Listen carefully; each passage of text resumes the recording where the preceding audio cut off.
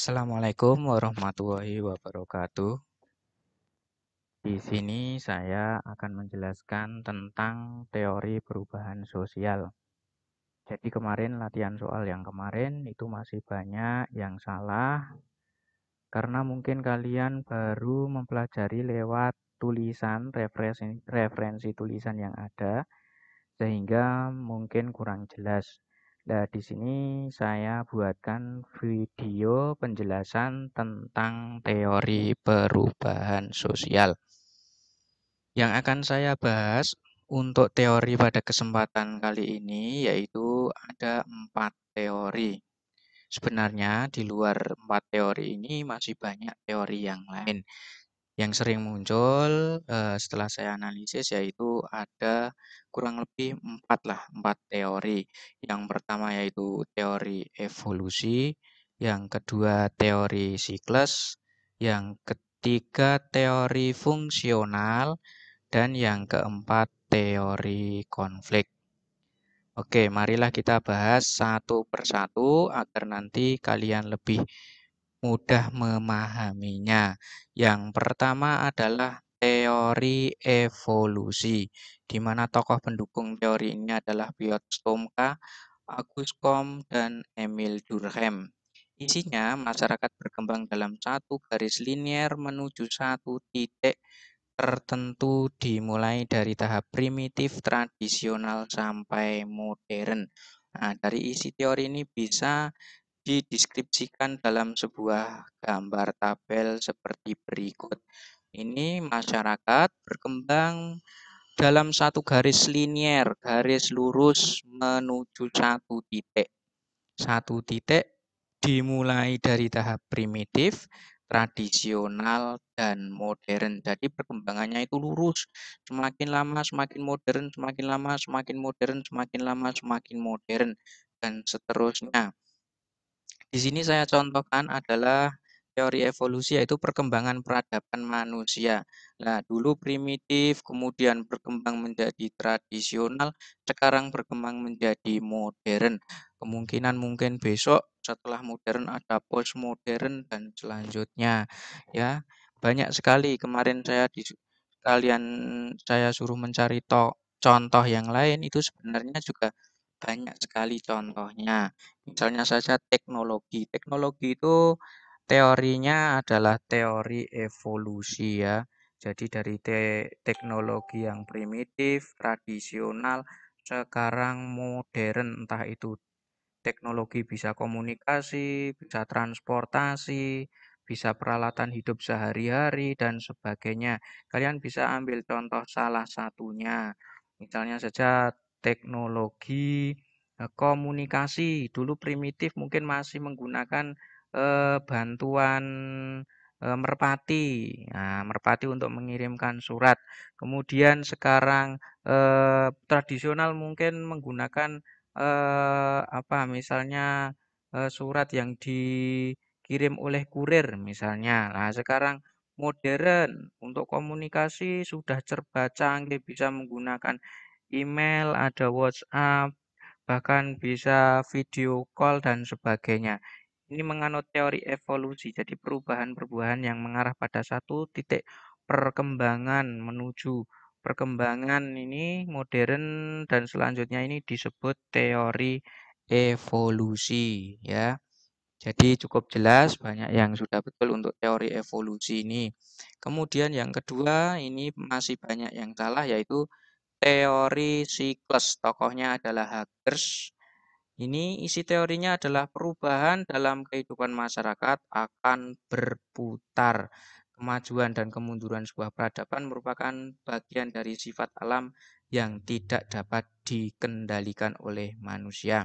Gambarnya seperti ini deskripsi dari isi teori. Ini dari sini bisa kalian lihat membentuk lingkaran-lingkaran. Ini namanya siklus.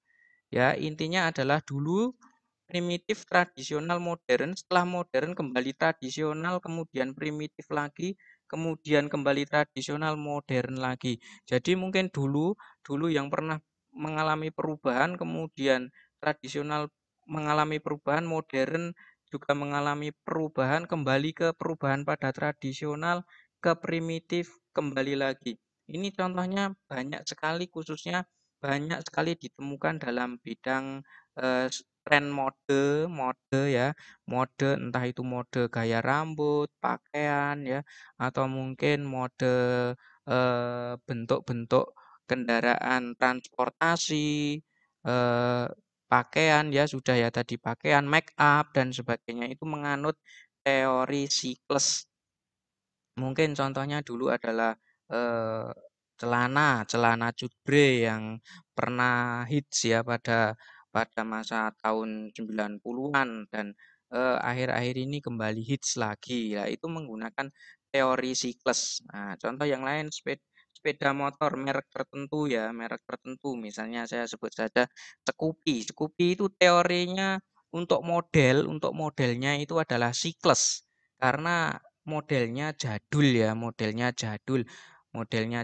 atau mungkin Honda C70. Nah, maaf ini menyebut merek ya. Honda C70 itu cek siklus, untuk modelnya itu cek siklus ya. Untuk model stylenya, bentuknya itu menganut teori siklus. Karena yang dulu-dulu ini kembali hits, kembali muncul lagi. Nah, ini. Tapi untuk teknologinya, baik Scoopy C70 sekarang sudah menganut teori evolusi karena sudah ditambahi berbagai fitur yang ada. Nah, begitu. Untuk teknologinya tetap evolusi, tapi kalau modelnya itu adalah siklus. Nah, kemarin ada juga yang mencontohkan ini tren gaya hidup bersepeda itu juga perubahan sosial yang kini sangat banyak kita jumpai ya setelah adanya wabah COVID-19 ini. Kalau kamu analisis itu adalah teori perubahannya yang masuk adalah teori siklus karena sepeda ontel itu dulu pernah hit bahkan bisa dikatakan sebagai alat transportasi. Nah, setelah menuju modern, tradisional modern kemudian eh, berangsur-angsur hilang, tapi sekarang karena dirasa penting untuk olahraga dan sebagainya, itu sekarang kembali menjadi tren lagi atau hits lagi. Berarti itu teorinya siklus yang dulu pernah ngetren, pernah hit, sekarang hit lagi atau ngetren lagi, muncul kembali lah, disukai masyarakat. Itu teori siklus seperti itu ya. Mudah-mudahan dengan penjelasan ini bisa paham.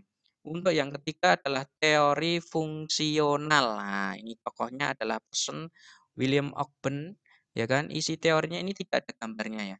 Isi teorinya adalah masyarakat memiliki sistem sosial yang saling berhubungan.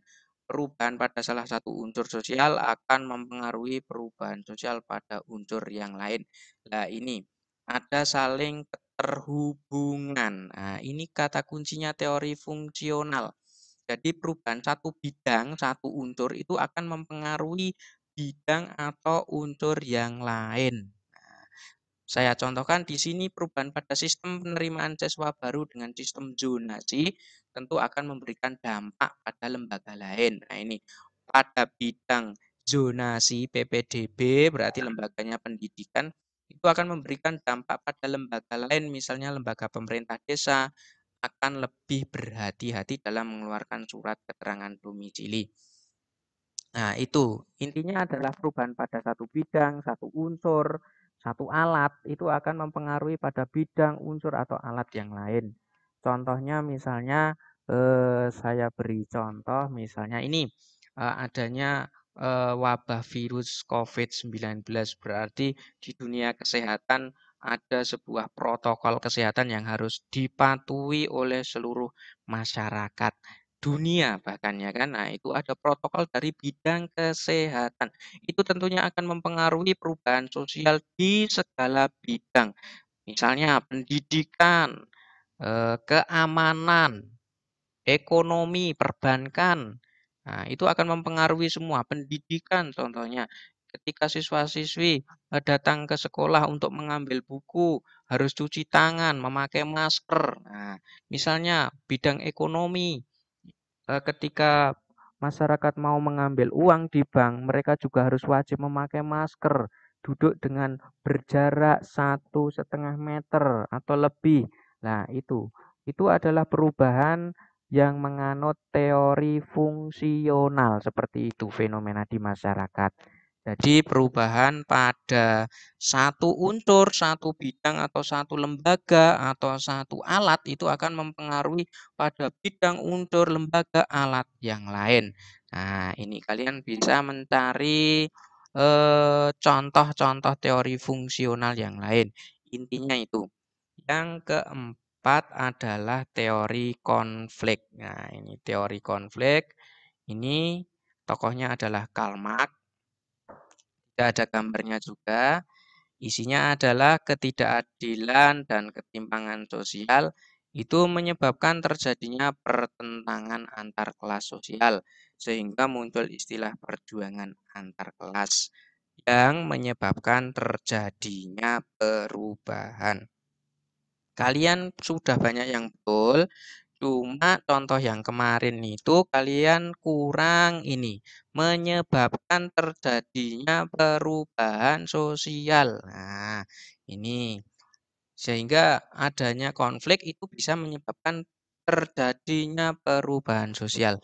Di sini saya contohkan misalnya adanya demonstrasi besar-besaran, buruh menuntut kenaikan pangkat ya menjadi atau pengangkatan menjadi pegawai tetap kepada pihak manajemen perusahaan sehingga menyebabkan munculnya kebijakan baru dari perusahaan. Nah, ini munculnya kebijakan baru dari perusahaan. Nah, ini adalah perubahan sosialnya. Jadi banyak sekali dari siswa-siswi ini yang belum menyebutkan kalimat ini. Kalimat yang menunjukkan adanya perubahan sosial setelah adanya konflik. Nah, itu penting sekali. Nah, misalnya kemarin saya contohkan, misalnya ada yang membuat contoh seperti ini.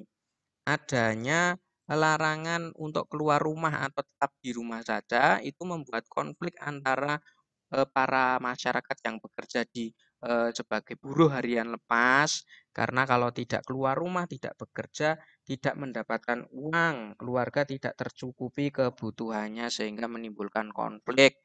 Nah, cukup contohnya di situ lah, itu berarti masih kurang contohnya. Seharusnya ditambahi sehingga setelah masyarakat yang mereka bekerja sebagai buruh harian lepas kemudian mengajukan protes kepada masyarakat, kepada pemerintah, ya kan, kepada pimpinan perusahaan, sehingga dibuat aturan kebijakan baru. Lah itu baru ada yang namanya perubahan sosial setelah terjadinya konflik. Itu intinya kalau teori konflik dari Karl Marx begitu, ada konflik, kemudian dari konflik itu menimbulkan munculnya perubahan sosial gitu ya.